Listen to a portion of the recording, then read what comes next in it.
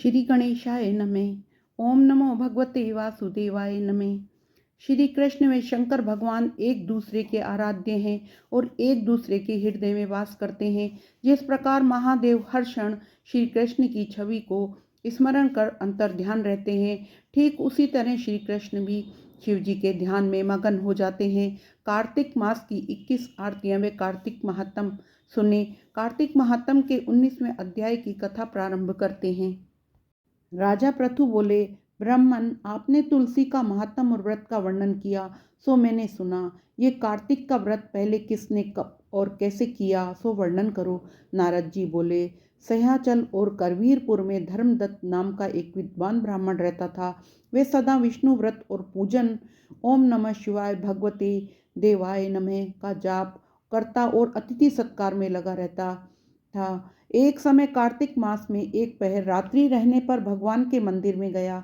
भगवान के लिए पूजन सामग्री सहित उस ब्राह्मण ने एक भयंकर लाल नेत्रों वाली राक्षसी देखी, जिसकी दाढ़ टेढ़ी है, जीभ चल रही है, लंबे लंबे दांत हैं, लंबे होंठ हैं, मांस सूखा हुआ है और घर घर शब्द करती है। यह देखकर वह ब्राह्मण भयभीत होकर कांपने लगा और उसने पूजा का थाल व सामग्री तथा जल उस राक्षसी को मारा। उस ब्राह्मण ने भगवान का स्मरण करके तुलसी के जल से राक्षसी के ऊपर फेंका तो उसके स्पर्श मात्र से उसके पाप नष्ट हो गए और वे पूर्व जन्म के कर्मों के योग के कारण उस अपनी दशा को याद करके ब्राह्मण को प्रणाम करके बोली, हे ब्राह्मण, पूर्व कर्म के फल से इस दशा को प्राप्त हुई हूँ, इसलिए कैसे उत्तम गति को प्राप्त करूँ, सो आप उपाय बताओ।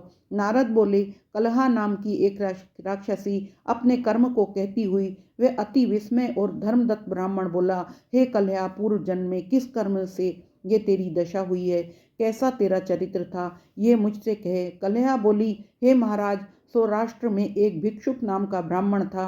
उसकी स्त्री कलहा नाम की अति निष्ठुर भाव वाली मैं थी। मैंने कभी अपने पति की सेवा नहीं की, न मीठे वचनों से बोली, न उन्हें सदैव धोखा देती रही। मुझको कलह से ही प्यारा लगता था। ये बात जानकर पति ने दूसरे विवाह का विचार किया। तब मैंने जहर खा लिया। तब यम के दूत मुझे बांध कर ले गए। यमराज ने मुझे देखकर चित्रगुप्त से पूछा, उसने क्या कर्म किया है? देखो, इसने तो बुरे कर्म किया है, इसका फल भोगे। कलहा बोली, चित्रगुप्त डराकर मुझसे बोला कि इसने कोई शुभ कर्म नहीं किया, स्वयं मिष्ठान खाती थी और पति को नहीं देती थी। इससे ये यमुनी पक्षी की योनि में अपनी विष्ठा को खाती रहे। ये अपने पति से द्वेष करती थी, इससे ये विष्ठा खाने वाली शुकर योनि को प्राप्त करे। उसने अपने पति के ऊपर विष खाकर आत्मघात किया, इसलिए अपने बच्चों को खाने वाली बिल्ली हो। ये अति नीच प्रेत योनि में रहे। अपने दूतों के द्वारा इसको मेरु देश में भेज दो, वहाँ ये बहुत काल से तक 3 प्रेत योनियों को भोगे। कलहा बोली, तब से मैं 500 वर्ष तक प्रेत योनि में अपने कर्मों से दुखी, नित्य भूख प्यास से दुखी रहती रही। भूख प्यास से पीड़ित हो वेश्य की देह में प्रविष्ट होकर मैं दक्षिण देश में कृष्ण और वेणी नदियों के संगम पर आई। जब से नदी के तट पर पहुंची, तब उस शरीर से शिव और विष्णु के गणों ने मुझको अलग कर दिया। फिर भूख और प्यास से व्याकुल मैंने तुमको देखा। तुम्हारे हाथ में तुलसी मिला।